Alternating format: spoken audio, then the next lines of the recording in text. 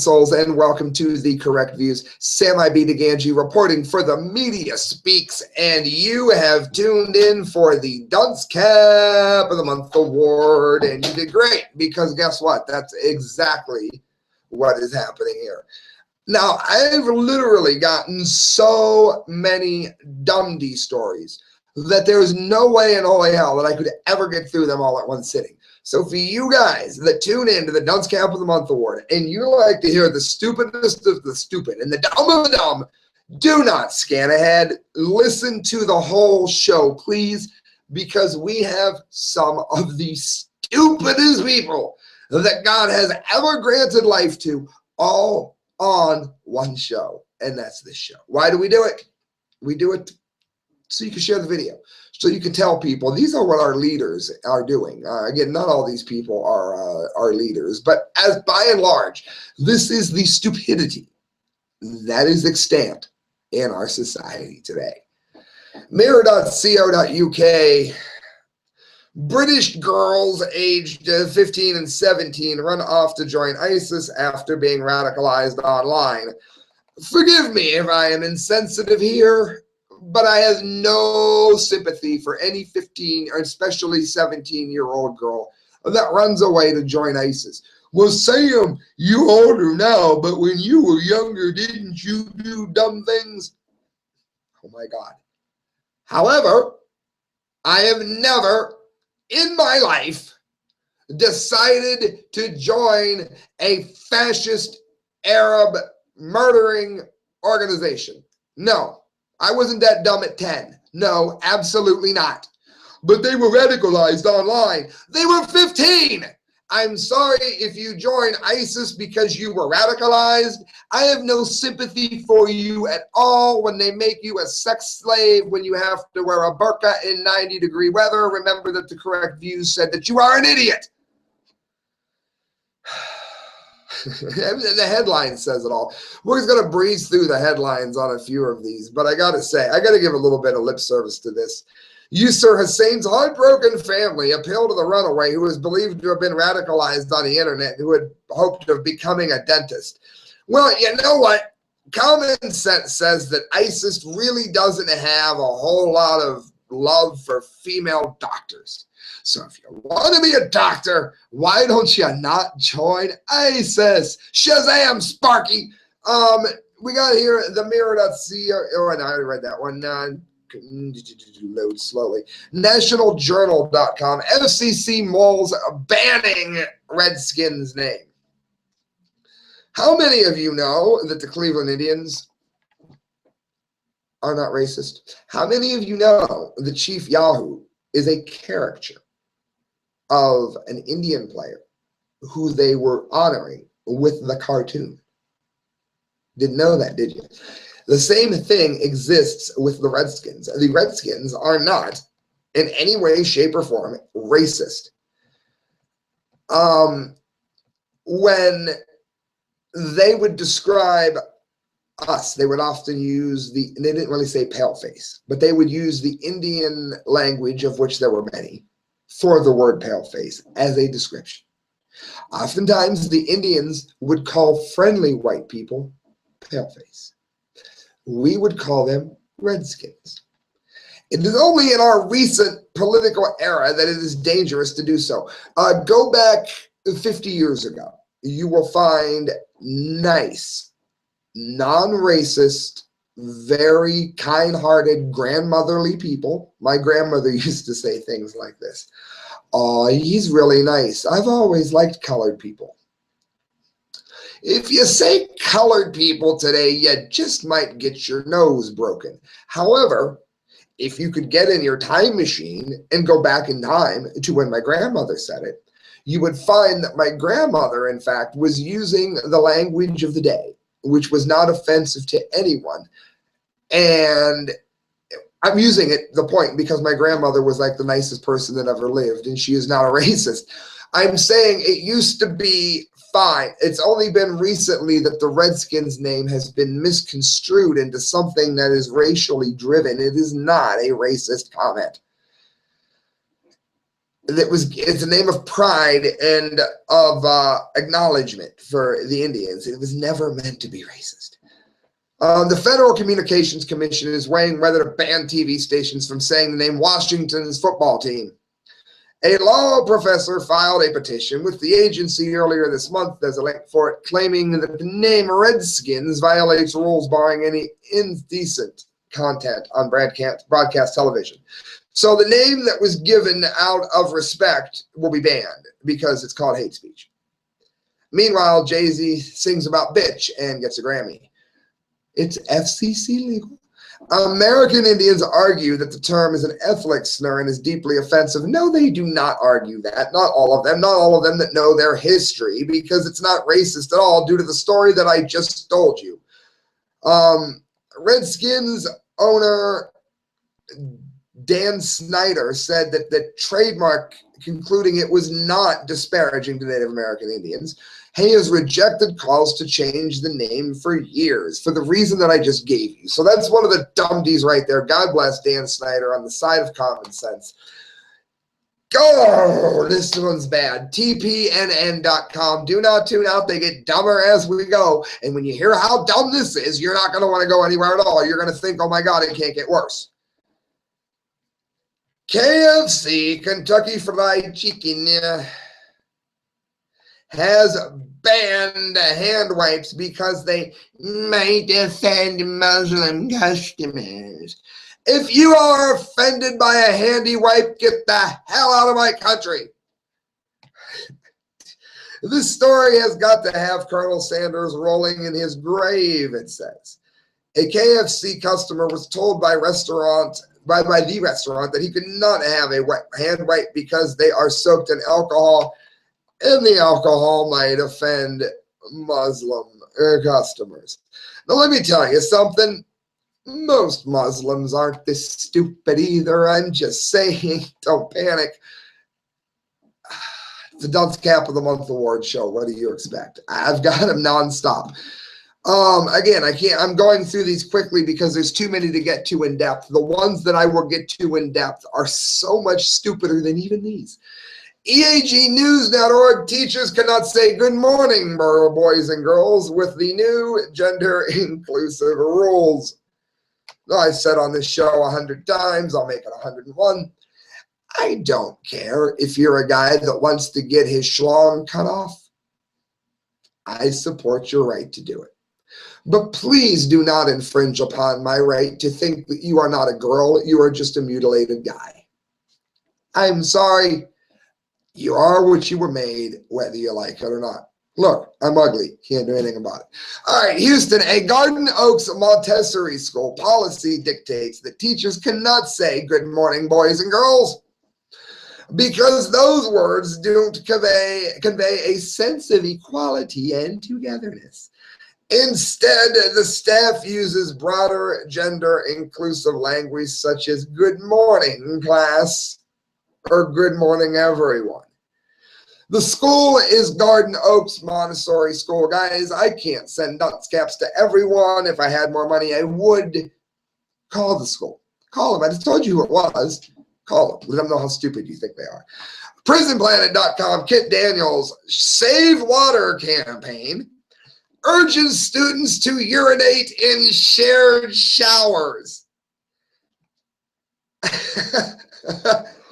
Oh, spearheaded by two. What am I going to say? I mean, Christelle's saying I should say, looking at me like I should say something about it. What can you possibly say to that?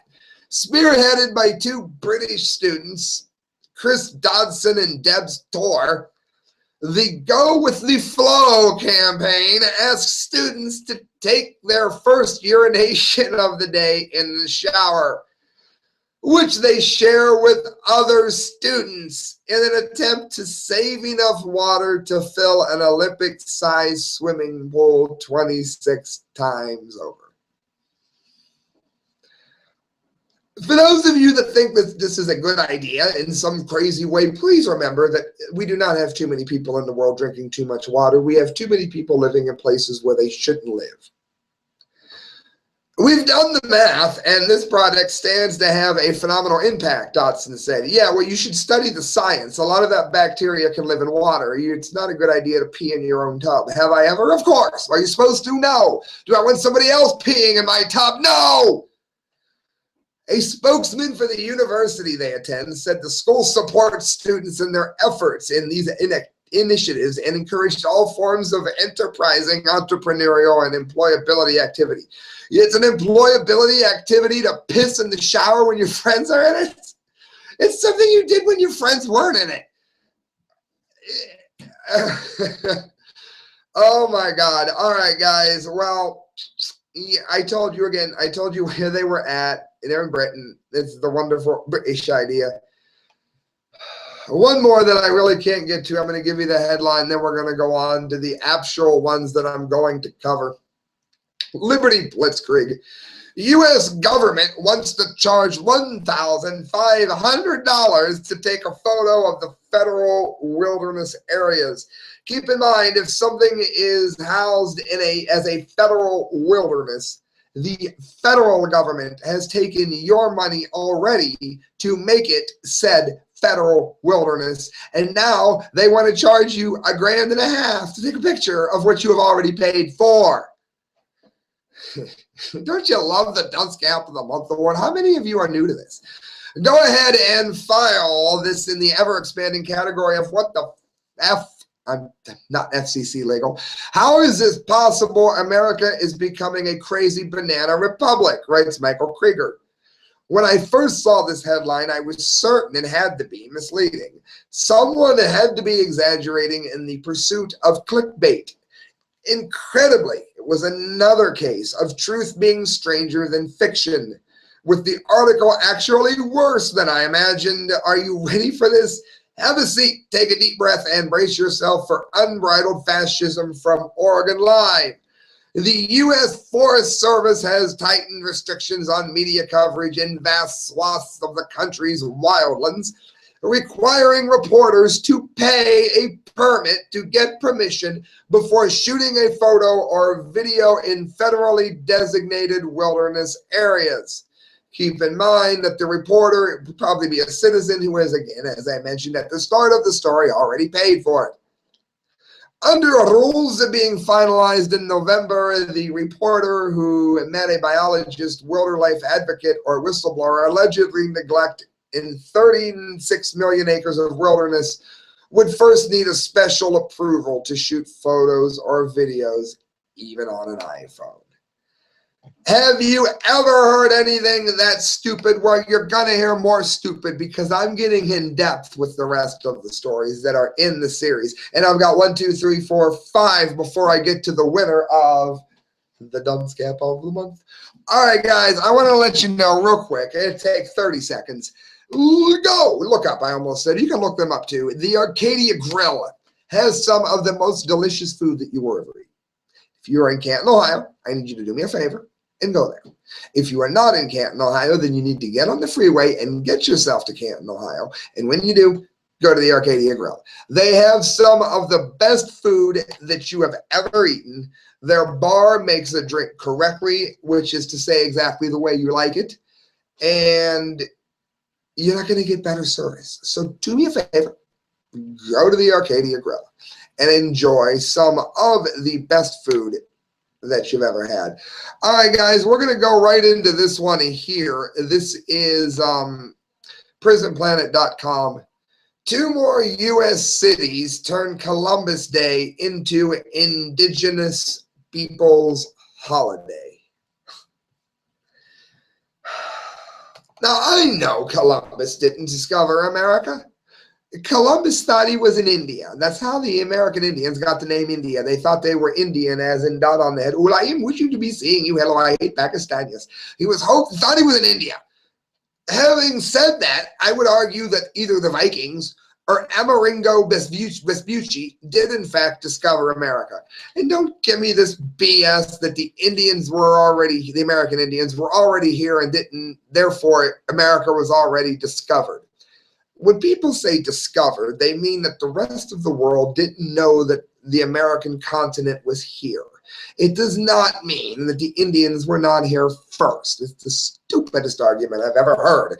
R.I.A. Navasti writes, it's also linked, as I said, on Prison Planet, 2 more major cities in America, Seattle and Minneapolis, who need to be called, their mayors need to be called. Call the mayor of Seattle, call the mayor of Minneapolis, let them know you heard about it on the Dunce Cap of the Month Award. Have changed the second Monday of October from Columbus Day, a celebration of the European discovery of America, to Indigenous Peoples Day, a tribute to those people who encountered in the New World. So, in order not to offend Native American Indians, they dedicate the holiday to them. That doesn't change the fact that whether Columbus found it or the Indians were found by Columbus. That's what you're arguing. We're not going to say it's Columbus Day because Columbus found the Indians. We're going to call it Indigenous Peoples Day because the indigenous people were discovered by Columbus. Idiot, idiot, idiot, idiot, idiot. I can't take it. Indigenous Peoples Day shall be used to reflect upon the ongoing struggles of indigenous people on this land and to celebrate the thriving culture and value that Dakota, Ojibwa, and other indigenous nations add to our city. No one's going to argue that. My friend Glenn, I would take a bullet for happily, so he is an Indian. This is race baiting. This has nothing to do with anything other than political correctness gone race baiting once again. Absolute stupidity. Shame on you, Seattle and Minneapolis.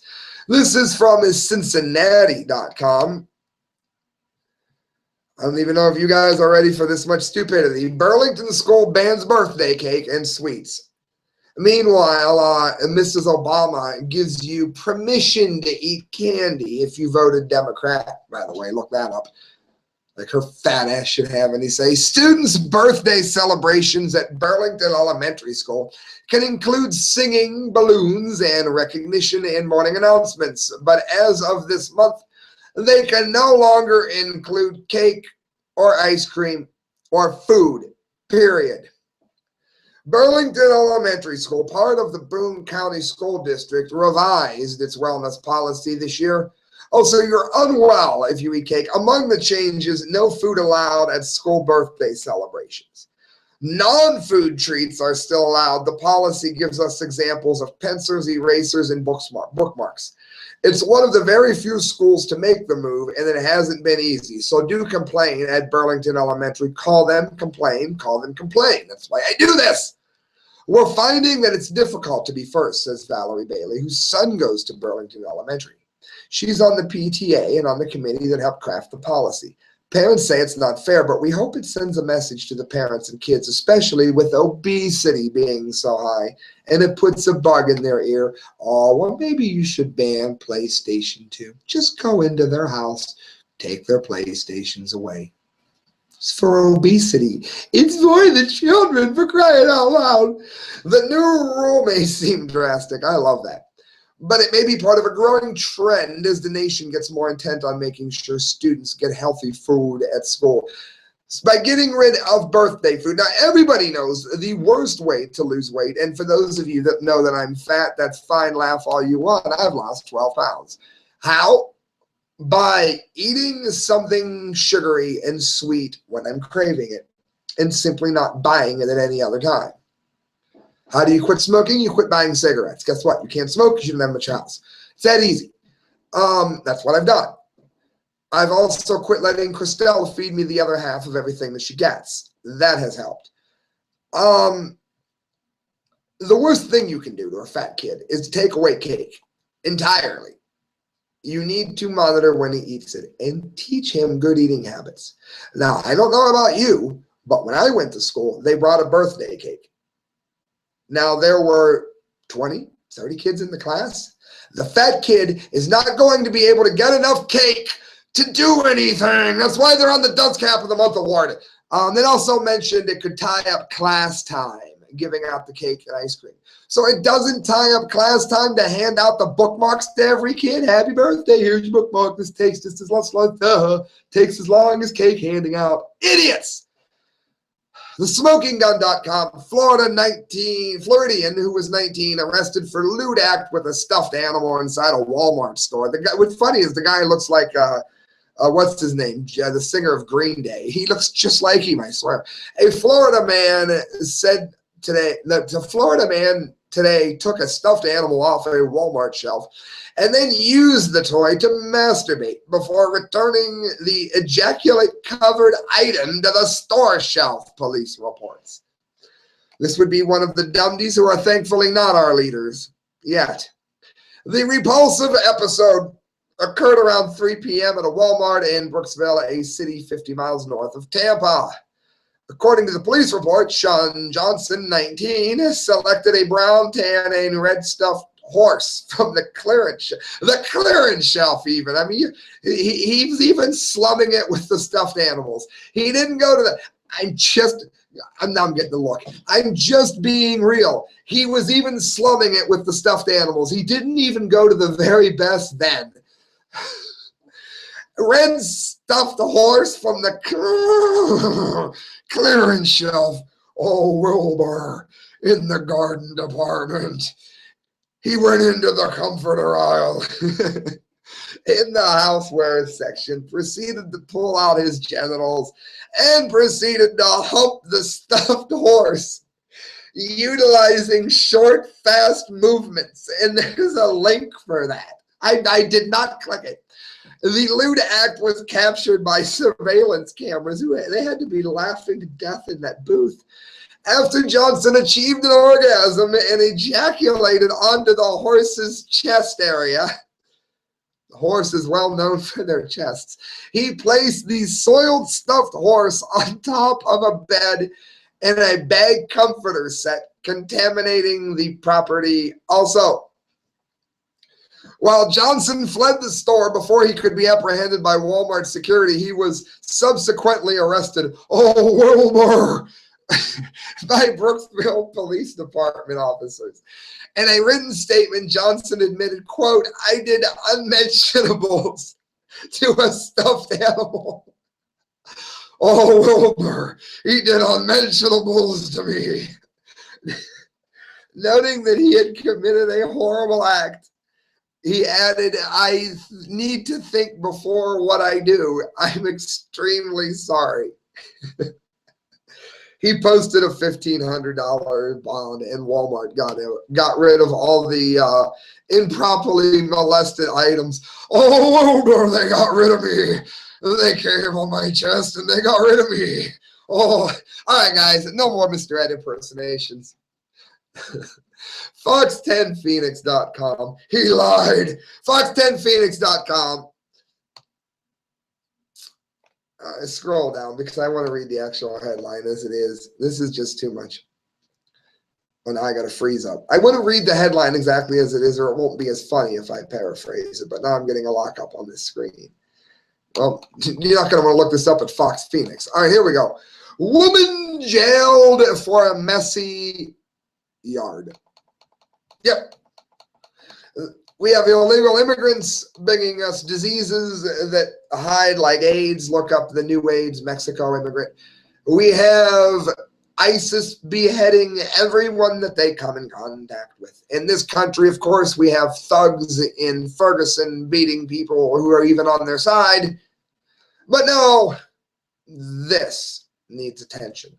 And in America, this needs jail time.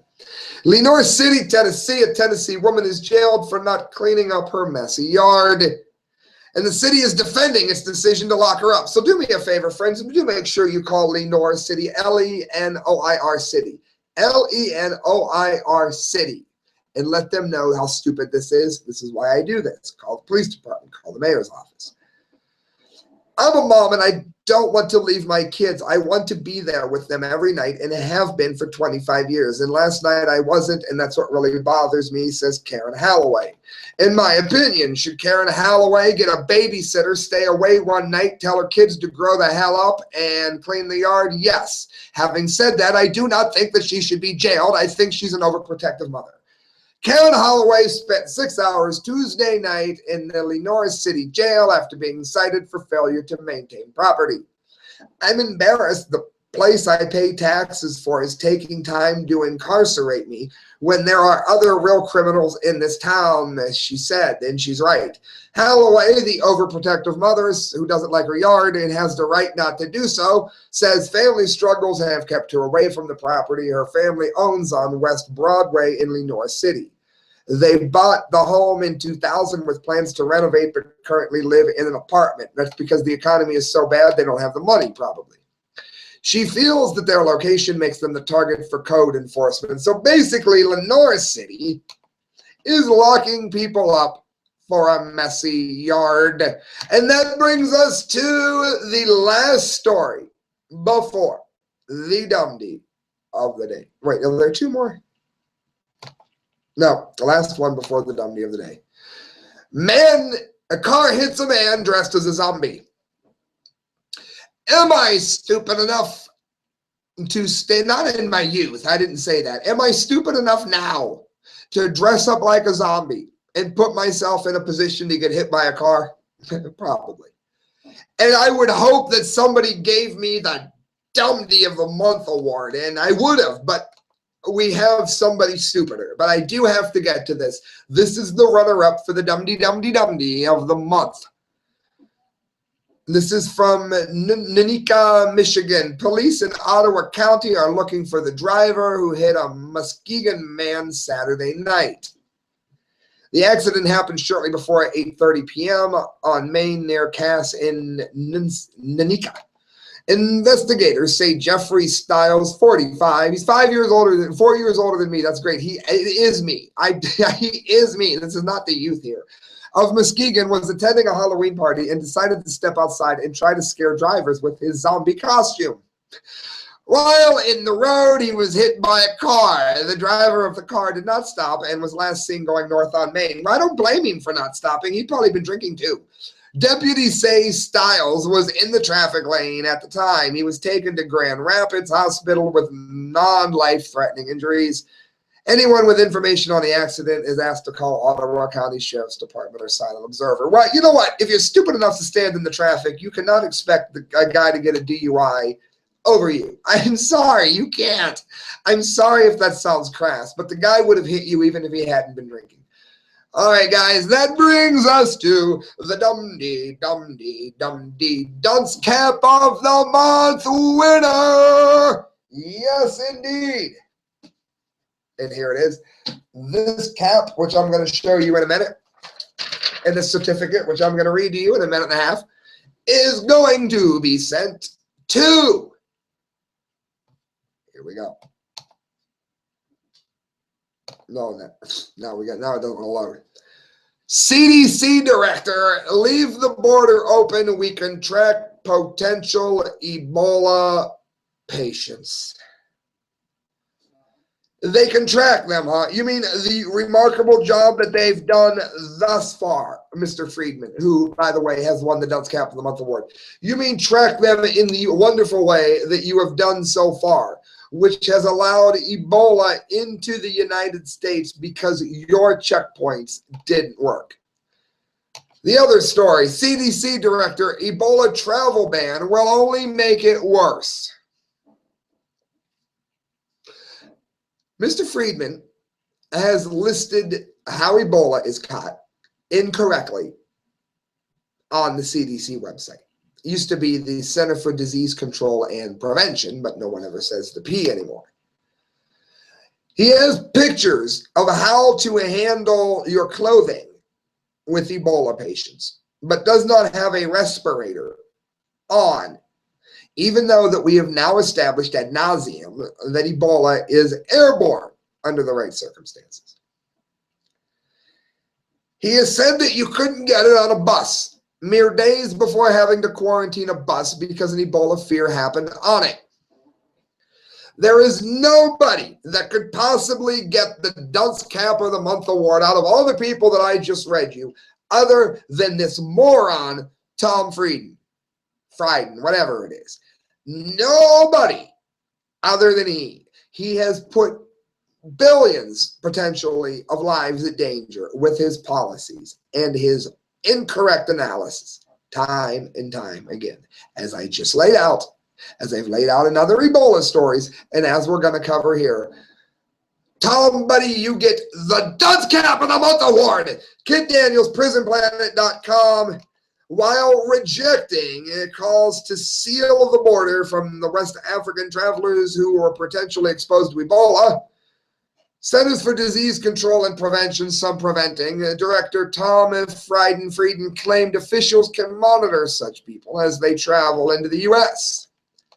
This assertion comes only days after the CDC, notice no P, cleared the second Ebola-infected nurse on board an airline, even though she had an elevated temperature, meaning she could have potentially exposed others to Ebola. Right now, we know who's coming in. CDC Director Tom Friedman lied. He told a congressional subcommittee Thursday, while arguing against a ban on travel from West African nations, if we try to eliminate travel, the possibility that some will travel overland will come from other places. I mean, we won't be able to do multiple things. So somebody who is bleeding out of their eyes, somebody who has diarrhea and is shizzing themselves, is going to walk through the desert and into the country because we have instituted a travel ban. By multiple things, he is referring to interviews and temperature screenings at airports, both of which can easily be defeated with simple lies and ibuprofen. There's a link proving it. The start of Ebola symptoms can be eliminated with ibuprofen. It'll bring your temperature down until you worsen. He also claimed Ebola is not a significant public health threat to the U.S. It cannot be transmitted easily. That is a lie.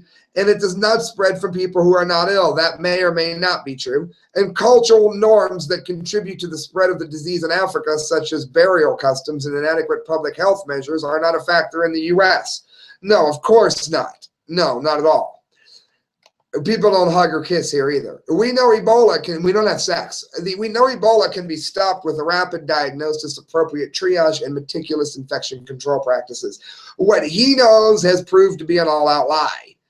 It says it has yet to stop spreading in Dallas, Texas. Amber Venison, a nurse who treated the Ebola patient Thomas Eric Duncan, tested positive for Ebola only 4 days after her fellow nurse, Nina Pham, also tested positive.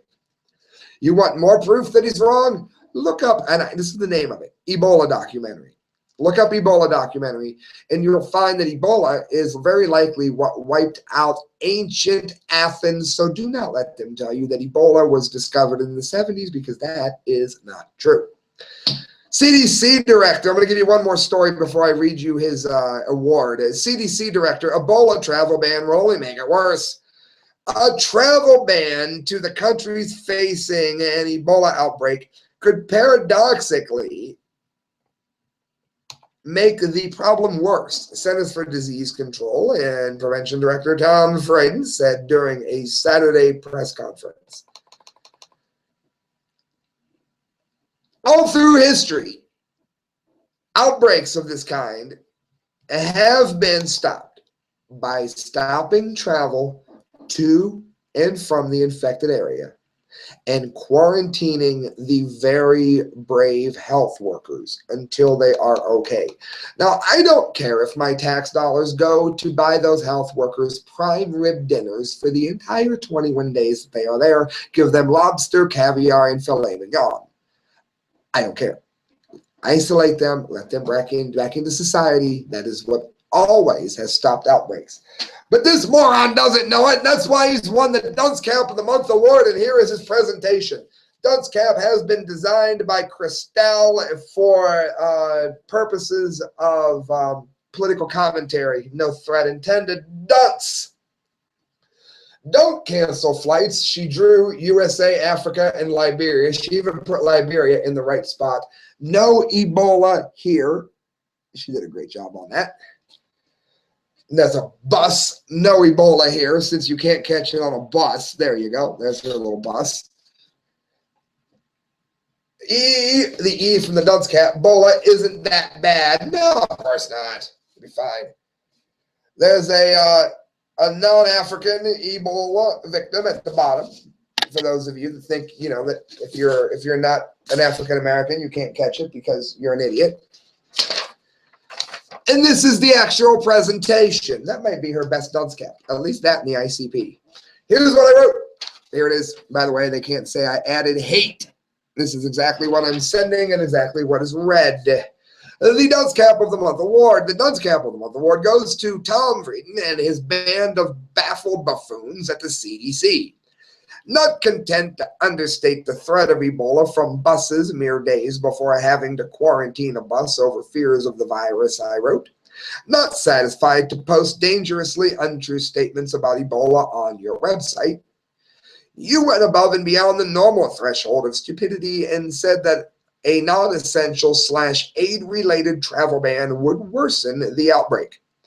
Surely unaware that Ebola likely wiped out ancient Athens, or even a slight grasp of how history has defeated such outbreaks in the past, you can rest assured that you have earned this award. There is a reason that people say the CDC and always leave off the P for prevention. For you could not prevent anything but reason. That, my friends, is the Dunce Cap of the Month Award, and we will be doing one again next month, friends. Thank you for listening. Good night. God bless. Please donate to the show if you can. You can do so at thecorrectviews@hotmail.com. Every penny you give to me goes towards a better show. And on the way out, let me ask you to look up the works of Mike McLaughlin, Kyle Court D. Lake at Comedian Speaks, and Mike McLaughlin at Facebook.com. Great author. Good night, friends. God bless.